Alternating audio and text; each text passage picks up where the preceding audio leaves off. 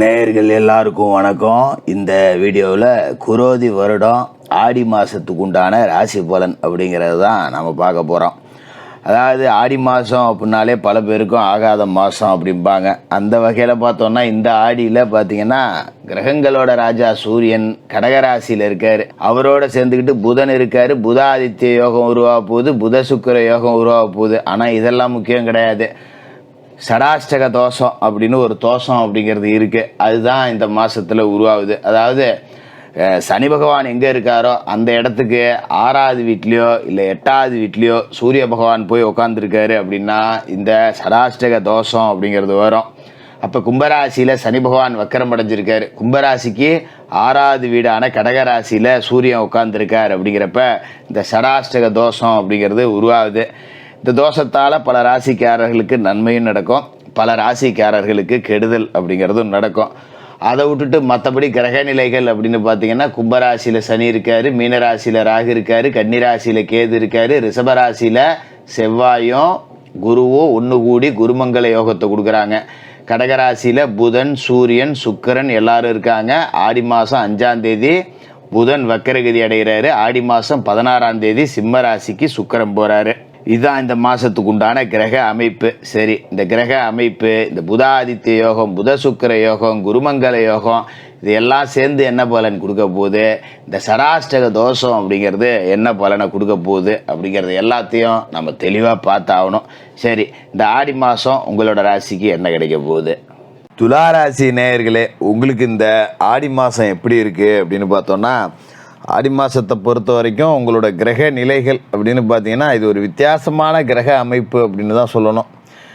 ஏன்னா மாத தொடக்கத்தில் உங்களோட ராசிநாதன் சுக்கிரன், தொழில்ஸ்தானத்தில் லாபாதிபதி சூரியன், பாக்கியாதிபதி புதன், இவங்க எல்லாரோடையும் சேர்ந்து உட்காந்துருக்காரு. அதாவது புத ஆதித்ய யோகம் கிடைக்கிது, புத சுக்கிர யோகம் அப்படிங்கிறதும் கிடைக்கிது. புது முயற்சிகள் எல்லாத்துலேயுமே வெற்றி கிடைக்கக்கூடிய ஒரு அமைப்பு அப்படிங்கிறது இருக்குது. அதுமாரி 5ஆம் இடத்துல சனி பகவான் வக்கரம் அடைஞ்சிருக்கார். பிள்ளைகள் சம்பந்தமாக கொஞ்சம் பிரச்சனை, பாக பிரிவினைகளில் தடை, சுப விரயங்கள் இது எல்லாம் வரக்கூடிய வாய்ப்பு இருக்குது அப்படிங்கிறதால கவனம். குறிப்பாக பிள்ளைகளை வெளியிடத்தில் எங்கேயும் தங்க அனுமதிக்கக்கூடாது. ராத்திரியில் கூட்டாளிங்களோட சேர்ந்து போய் படிக்கிறேன், இல்லை ஃப்ரெண்டு வீட்டுக்கு ஒரு வீட்டுக்கு போய் படிக்கிறேன், இந்த மாதிரி வேலைகள்லாம் வச்சே கூடாது. அதுமாரி வெளியூருக்கு கூட்டாளிகளோட ஒரு டூருக்கு வரேன் அப்படின்னா அதெல்லாம் கொஞ்சம் கண்காணித்து வச்சுக்கணும். கூட யார் போகிறா, எங்கே போகிறாங்க, என்ன ஏது நடக்குது அப்படிங்கிறதெல்லாம் கொஞ்சம் பார்த்துக்கணும்.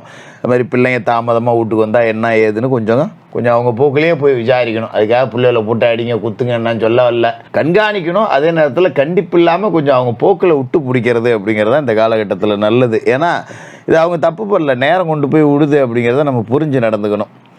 ஏன்னா ராசிக்கு சுகஸ்தானம் பூர்வ புண்ணியஸ்தானம் ரெண்டுக்கும் அதிபதி சனி. அவர் வக்கரம் அடையும் போது பார்த்திங்கன்னா இந்த பிள்ளைகளாலேயும் பிரச்சனை வரும், நமக்கு சொந்த உடல் ஆரோக்கிய பிரச்சனை அப்படிங்கிறதும் வரும். மருத்துவ செலவு அப்படிங்கிறது மனக்கலக்கத்தை கொடுக்கும். சோதனைகள் கொஞ்சம் கூடுதலாக தான் இருக்கும். இந்த ஜோசியர் வாயை திறந்தா நல்லதே சொல்ல மாட்டார் போல இருக்கு, பெரும் கெடுதலாகவே சொல்லிக்கிட்டு இருக்காரு அப்படின்னு நீங்கள் நினைக்க வேண்டியதில்லை. இப்போ நல்லதே இல்லையா ஜோசியர் அப்படின்னு கேட்டிங்கன்னா இருக்குது.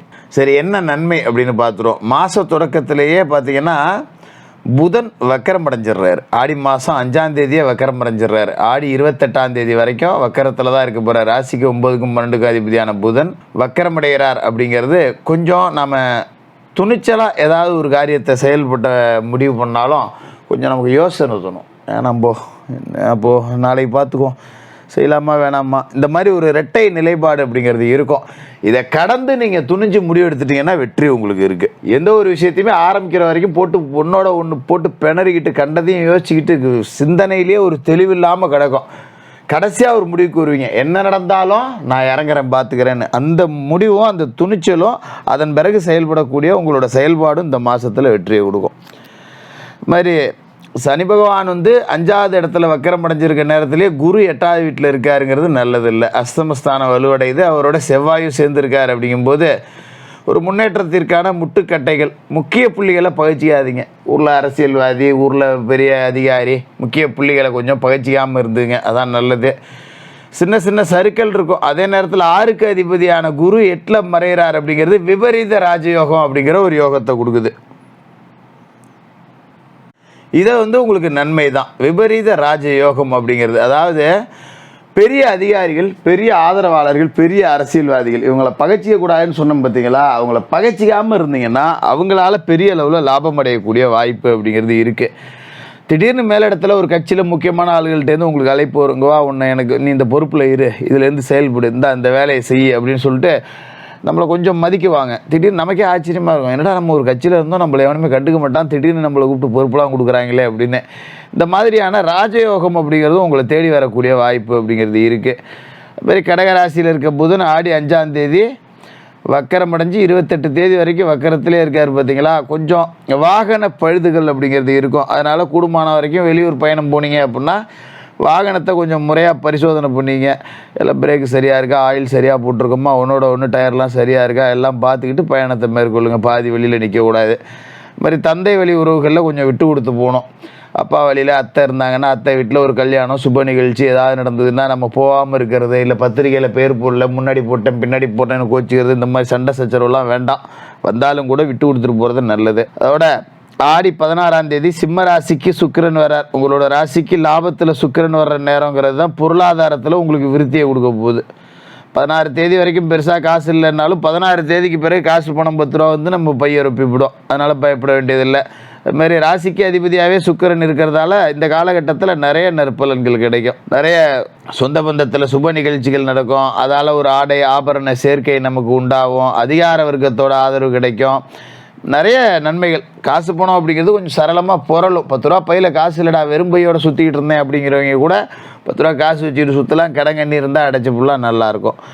பொது வாழ்க்கையில் இருக்கிறவங்களுக்கு எதிர்காலத்தை பற்றின பயம் அப்படிங்கிறது கொஞ்சம் மாறும். என்ன பண்ணுறது ஏது பண்ணுறது, அவன் 10 ரூபா காசு வச்சுருக்கான், நம்மள்ட்ட தான் 10 ரூபா கூட இல்லை, எல்லாம் நல்லா இருக்கானோ, நம்ம பொழைச்ச பொழப்பு தான் சரியில்லை, என்ன தான் உழைச்சாலும் நமக்கு கடவுள் ஒன்றும் நல்ல நேரத்தை காட்ட மாட்டேங்கிறாரே அப்படின்னு புலம்புனவங்களுக்கெல்லாம் கூட இந்த காலகட்டம் அப்படிங்கிறது கொஞ்சம் ஒரு நேர்மறை சக்தியை நமக்கு கொடுக்கும். நம்மளால் எல்லாம் முடியும், நம்மளாலையும் எல்லாம் செய்ய முடியும், இதெல்லாம் நம்மளும் சாதிக்கலாம் அப்படிங்கிற மாதிரி ஒரு சக்தியை நமக்கு கொடுத்துரும். இதை பயன்படுத்திக்கலாம். அதுமாரி மாணவர்களுக்கு கல்வியில் கொஞ்சம் கவனமாக இருக்கணும்.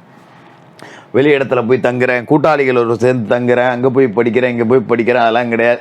வீட்லேயே அண்ணனையே படத்தை அண்ணனே படிச்சிருங்க. படித்து முடிச்சுட்டு படித்ததை அண்ணனைக்கே எழுதி பார்த்துங்க. கொஞ்சம் ஞாபகம் மறதிலாம் வரும், அதெல்லாம் சரி பண்ணிங்க. இதை செஞ்சிட்டிங்க அப்படின்னா பெரிய அளவில் பாதிப்பு இருக்காது. அதுமாரி சனி பூர்வ புண்ணியத்தில் இருக்கார் அப்படிங்கும்போது குலதெய்வ வழிபாடுங்கிறது அவசியம். மாதத்தில் ஒரு நாளாவது குலதெய்வ கோயிலுக்கு போய்டுவாங்க. குலதெய்வம் தெரியாதவங்க இஷ்ட தெய்வத்தை கும்பிடலாம். குலதெய்வ கோயில் இருக்குது தொலைதூரத்தில் இருக்குன்னா குலதெய்வ படத்தை வீட்டில் வச்சு வணங்கலாம். இந்த மாதிரியான வழிபாடுகள் அப்படிங்கிறது உங்களுக்கு நல்ல மாற்றம் அப்படிங்கிறத கொடுக்கும். இந்த மாதம் முழுக்க மாமிச உணவுகள் அப்படிங்கிறத தவிர்த்துருங்க.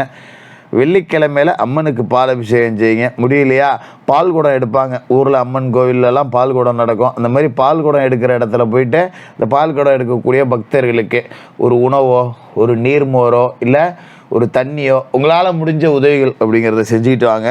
இந்த மாதம் ரொம்ப அற்புதமாக இருக்கும், பயப்பட வேண்டியதில்லை. அஷ்டமத்தில் குரு இருக்கார். வியாழக்கிழமையில் குருவுக்கு நெய் தீபம் ஏற்றி குருவை மனசார வணங்குங்க. ரொம்ப சிறப்பாகவே இந்த மாதம் இருக்கும். சின்ன சின்ன கெடுதல்கள் வந்தாலும் தலைக்கு வந்து தலைப்பையோட போச்சு அப்படிங்கிற மாதிரி நன்மைகளும் கொடுக்கக்கூடிய மாதமாக இருக்கும். துலா ராசிக்காரர்களுக்கு வாழ்த்துக்கள்.